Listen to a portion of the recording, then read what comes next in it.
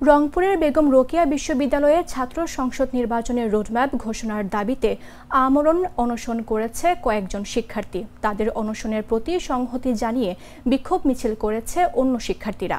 সোমবার সকালে অনশনের ২২ ঘণ্টায় ৩ জন শিক্ষার্থী অসুস্থ হয়ে পড়েছেন। জানা যায়, শিক্ষার্থীরা রোববার বেলা ১১টা থেকে বিশ্ববিদ্যালয়ের প্রশাসনিক ভবনের উত্তর গেটে অনশনরত করছেন। রোববার দিনগত রাত ১২টার দিকে ২ শিক্ষার্থী অসুস্থ হয়ে পড়েন। এ সময় উপাচার্য অধ্যাপক ডক্টর শওকত আলী তাদের মেডিকেলে নিয়ে যেতে চাইলে যেতে রাজি হননি শিক্ষার্থীরা। পরে সেখানেই অসুস্থ হয়ে শিক্ষার্থীরা স্যালাইন ও জরুরি সেবা দেওয়া হয়।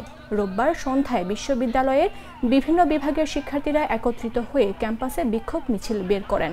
মিছিলটি বিশ্ববিদ্যালয়ের প্রধান সড়ক প্রদক্ষিণ করে প্রশাসনিক ভবনের উত্তর গেটের সামনে এসে সমাবেশে মিলিত হয়।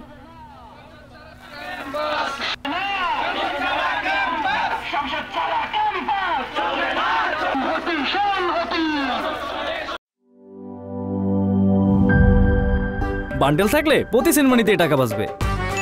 বিকাশ সেনমানি বান্ডেল কিনে জিতুন প্রতি লেনদেনে।